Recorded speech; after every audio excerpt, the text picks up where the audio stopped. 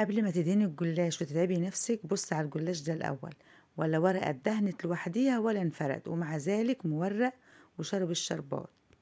أنا عارفة إن أكتر حاجة بتتعب في الجلاش دهان الورقة واحدة واحدة، وإن لو اتعمل غلط يا إما ينشف منك يا إما يعجن. الطريقة دي بقى هتخليكي تخلصي بسرعة ومن غير ما تغيري طعم الجلاش ولا شكله. لفة زي ما هي، مش هنفردها ومش هندهنها، بس خطوة واحدة بس هي اللي هنعملها مع بعض. ركزي معايا للآخر عشان تشوفي ازاي الجلاش هيطلع خفيف مورق طبقات زي ما انت شايفة كده، طبقة طبقة، وشارب كمان الشربات من غير تعب ولا مجهود. تم اللون، نصلي على رسول ونبدأ نعمل الشربات. أول حاجة الشربات لازم يكون بارد وقت ما الجلاش يطلع سخن.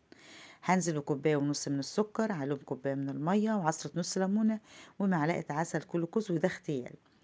أول ما نحطها على النار هادية كده نقلب بس السكر كده مع العسل الكلوكوز ونسيبه على النار حوالي 5 دقايق. الشربات بيكون تقيل وبارد، واسيبه بقى أول ما 5 دقايق يعدوا أطفي النار واسيبه يبرد على جنب. دلوقتي نرجع بقى للجلاش بتاعنا، نشوف الطريقة بقى اللي هتريحنا من التعب. اللفة زي ما هي زي ما انت شايفة كده، مش هفردها وبقطعها على طول.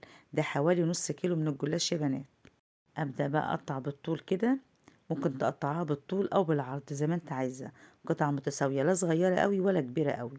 التقطيع ده مهم جدا عشان السمنة تدخل جوه الورق مش تقف على الوش. تمام. هنبدأ نقطعها والقطعة تكون متساوية زي ما انت شايفة كده. بالنسبة للحشو ده اختياري، حابة تحشيه تمام. انا معايا هنا حوالي اقل من الربع كيلو يا بنات كنافة. كنافة حمرتها بمعلقتين من السمنة على النار، وحطيت حوالي كده ربع كوباية من جوز الهند. الحشوة دي زي ما انت عايزة تحشيها اي مكسرات عندك. بالنسبة للمكسرات زي ما قلتلك اي مكسرات عندك، ممكن فول سوداني، ممكن جوز الهند، ممكن تسيبها سادة. هنبدأ نحط الطبقة كده فوق الطبقة زي ما انت شايفة كده، وما نحطش حشوة كتير. نكمل بقية الطبقة كده فوق الوش. تمام. نقفل كده كويس قوي، وزي ما قلت لك الطبقات فوق بعضها. معايا هنا الصينيه بتاعتي اهي. طبعا الصينيه دي مقاس 30 في 40، دي عايزه كيلو من الجلاش، ولكن انا معايا هنا نص كيلو. حابه تكتري تمام، انصحك لو عايزه تكتري كتري، لان بجد طالع تحفه وطراوه جميله جدا وفيها سنه قرمشه وشاربه الشربات وحاجه في منتهى الجمال وطبقات. وتعمليها في اي وقت، يعني عايزه اقولك ان هي مش هتاخد منك لا تعب ولا مجهود. ممكن نقسمها كلها مرة واحدة، ولكن عندي هنا هنقسمها واحدة واحدة كده. طبعا يا دوبك انا بقسم بايدي كده 4 صوابع كده، ونبدأ بالظبط اقسم بقى كده بالسكينة. هنجيبها كده بالعرض اهي كمان مرة، نحط طبقة خفيفة كده من المكسرات واطبق عليها الناحية التانية. شايفين سهل قد ايه، مش واخدة وقت ولا مجهود. هنبدأ كده نمسك من اول الطبقة اللي احنا قطعناها عشان بس مفيش ورقة تسبق التانية بالشكل ده. نطبقها كده على بعضيها ونبدأ نحط في الصينية جنبي. ما بتاخدش وقت خالص، في 5 دقايق هتكوني مخلصة احلى صينية جلاش. نبدأ ناخد كمان قطعة كده برضو اهي. في هنا ورقة سابقة الورقة اللي تحت، ممكن نشيلها عادي مفيش مشكلة، يا اما نحطها فوقيها. هنبدأ كده 4 صوابع كده، ونبدأ برضو نقسم، ونبدأ برضو نحشي نحط بقية الحشوة اللي انت عايزاه. نقطعها كلها دفعة واحدة عشان نحشي مرة واحدة. شايفين ما شاء الله مش واخدة حاجة خالص. هنا في طبقة اهي ورقة سابقة التانية، ممكن تطلعيه مفيش مشكلة.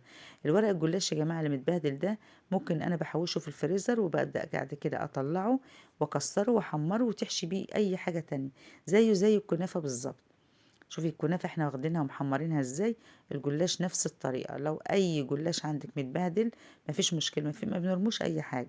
نبدأ تحطيها في الفريزر وتطلعيها وتفركيها بايدك كده، وتحمريها بمعلقتين من السمنة مع كنافة، وتعمليها حشوة لأي حاجة، حشوة للكنافة، حشوة للجلاش.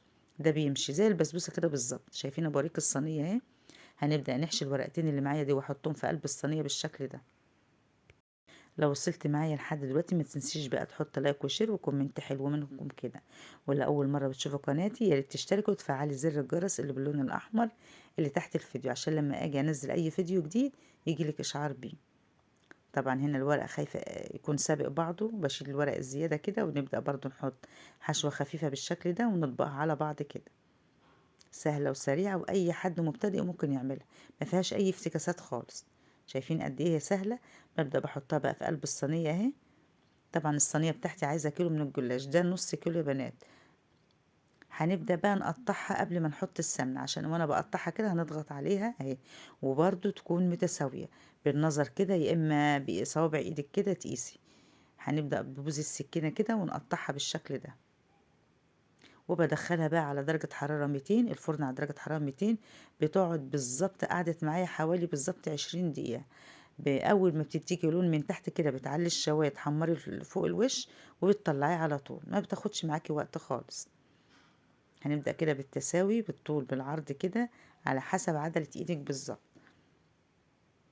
شايفين ما شاء الله نص كيلو هيعمل معايا كمية حلوة قوي. عايزة سكينة حامية، وبوز السكينة كده وتبدأي على طول تقطعيها وتكون متساوية. هنحط بقى سمنة قد ايه؟ النص كيلو ده اخد مني كوباية من السمنة السايحة. هنجيب الكوباية المعيارية العادي او كوباية شاي بتاعة المطبخ، ونسيح كوباية السمنة ونبدأ بقى نحطها كلها. السمنة دي هتخليها متورقة بقى من جوه ومن بره. حط كوباية السمنة كلها، النص كيلو بياخد كوباية سمنة يا بنات. ما تحطيش بقى سمنة تقولي لا كفاية عليها سمنة كده، لا. لو في سمنة زيادة هي كده كده بعد ما بتستوي بتنزل السمنة الزيادة. حتى في الشربات هنحط كمية الشربات كلها، الشربات الزيادة برضو هي هتشربه، وبعد كده الزيادة هينزل من الصينية. هنحط كوباية السمنة كلها عشان تورقها من جوه ومن بره. احنا كده كده ما دهناش لا ورقة ورقة ولا اي حاجة. هنبدأ بقى ندخلها الفرن، هتقعد بالظبط حوالي 20 دقيقة ل25 دقيقة على درجة حرارة 200. وأول الأرضية ما تاخد سوا كده وتاخد لون، بنعلي الشواية على طول ونسقيها بالشربات.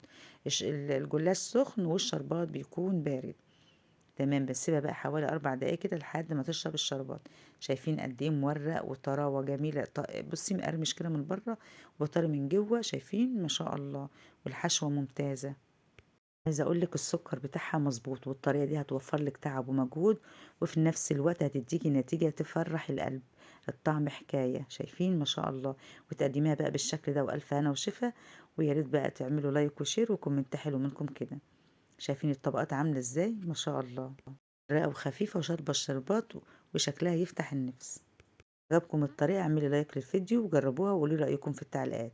ما تنسوش الاشتراك والمتابعة عشان نشوف كل الطرق السهلة والحلوة على طول. هشوفكم على خير، سلام عليكم.